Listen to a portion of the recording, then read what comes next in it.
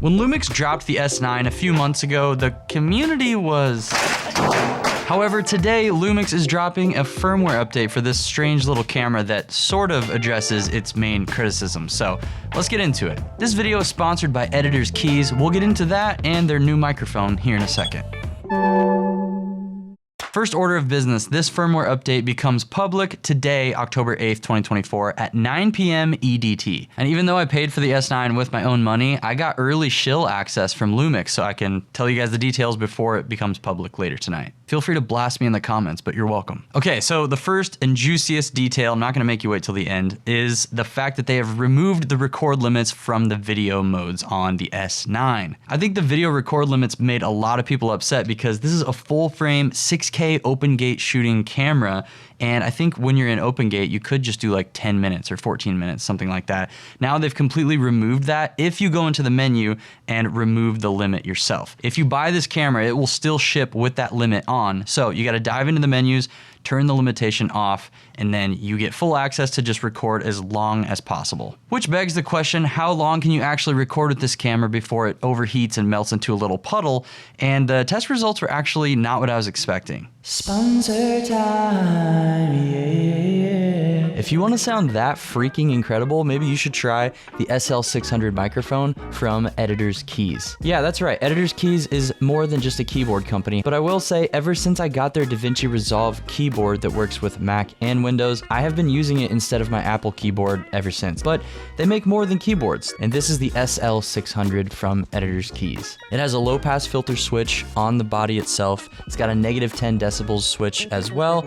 You can control the gain and the headphone volume on the microphone itself if you have your headphones plugged directly into the mic here. It also comes with a nice quality shock mount. The build quality of the mic all feels really nice, honestly. It has a little light up thing in here if you like light up things. And you can do this if you have a boom arm. So that's a pretty good feature. Your video can look absolutely gorgeous, but if your audio is straight up doggy doo-doo water, no one's gonna watch. So invest in audio first, and this is a solid option if you're looking for something affordable. Also, I just think their keyboards are super rad, so go check out Editor's Keys. And ladies and gentlemen, I got mouths to feed. So if you could just go peruse a little bit, click that link, it would do your boy a big favor. So I love you guys so much. Let's move on to more S9 firmware details. Yeah, that's right. I made you wait. Okay, so for my overheating test, I just ran one simple one up in my studio where it's a little bit warmer than downstairs in our house, and I got an hour and 23 minutes in 6K full frame open gate footage, which is pretty insane for a little camera like this. But I know that some other people have gotten different results. Specifically, my buddy Connor got a pretty different result than I did, so make sure to go check out his video and other people's videos so you can get a full, well-rounded opinion on this subject. So the second and probably biggest thing is they've, through the firmware update, added a mechanical shutter and an EVF.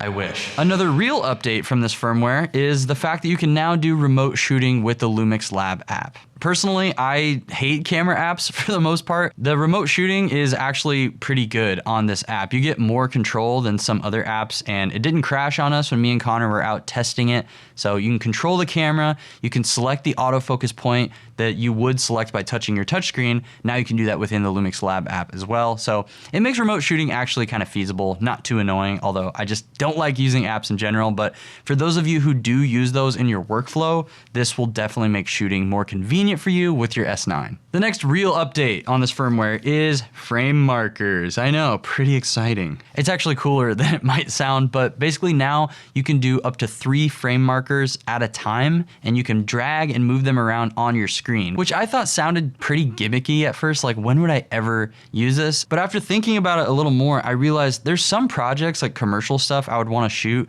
but also have safety for posting vertical clips and stuff like that. So on the S9, I would just shoot in 6K open gate, have my 2:1 or 16:9 wide aspect ratio, and then my 9:16 vertical aspect ratio as another frame marker that I can click and drag to select which part of the frame I want to be capturing. I'd probably just keep it centered for most of the stuff I do, but at the very least, if you're finishing your project in a different aspect ratio than open gate or 16:9, you can just put a frame marker on to finish in 2:1 or 2.35:1, whatever you're doing. That way your footage is being captured correctly in camera, so you don't have to do as much adjusting in post, which is definitely convenient. Now, last and absolutely least is Lumix. It has released a new lens. It's the 18 to 40 millimeters camera lens. This is a kit lens that has a variable aperture, so right off the bat, I won't be using it, to be honest. I don't like variable apertures on my zoom lenses, but I know there's a lot of you out there who are just getting started, and having an affordable full frame option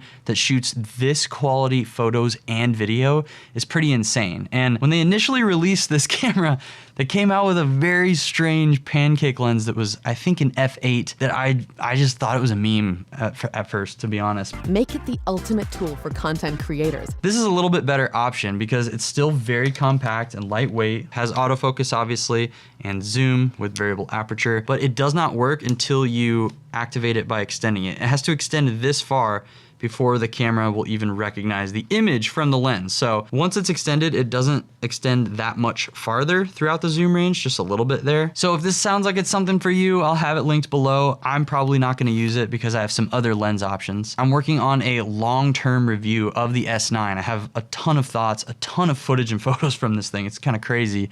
And I'm gonna be releasing that in a couple weeks, few weeks maybe. And in that, I'm gonna go through a bunch of lens options that I've found that you probably don't know about. So while I work on that, why don't you go watch this S9 day in the life video where me and Connor go to a Hobbit house Airbnb and do a product photo shoot with our S9s. Obviously, text me when you get home so I know you're safe. I know you got on that new medication. Want to see how that's going. Watch out for deer because they're horny this time of year, and you are loved beyond measure.